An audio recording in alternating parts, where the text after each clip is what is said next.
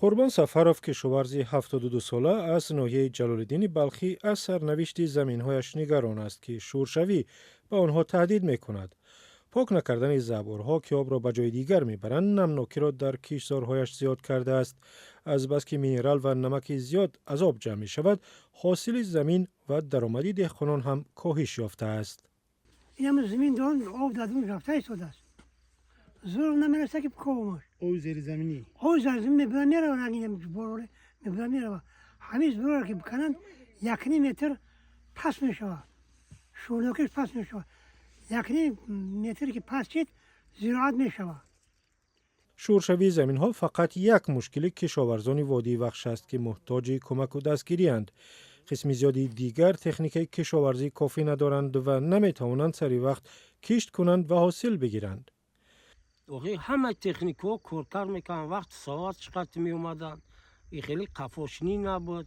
بازی خیلی خوجگی دارو به شما معلومه که لیچورا خودشون هم اگرانومه هم همش خودشون دو میکنن، تکنیکا را میارن میخرن. بسیار اصلا خوجگی دارو حساب تکنیکا کمبودیشون حساب تکنیکا میشه. در تاجیکستان خواجگی کشاورزی مستقلند و دولت به آنها کمک هم نمی کند. نه امتیازی درست دارند و نه امکاناتی که کارشان را خوب پیش برند. یونس علی عظیموف رهبر خواجگی دهقانی در باختر است. میگوید حداقل قرضی با امتیاز می بود خودشان سرشته کارشان را پیدا می کردند. بانکو به پرسنت پول تیان به چیزی فایزی پاس کردی تیان مقصد مردم خدمت میشوند. خب دورو قیمت های دورو را ارزانتر کنن مقصد دورو مینرالی را. یا ماشین پارو 1000 سومان یا 1200 سومان یا زیلش. ختلان بزرگترین ولایت کشاورزی تاجیکستان است و محصولات زیادی از قبیل پیاز و تربوز و پخته و دیگر از آنجا می آید.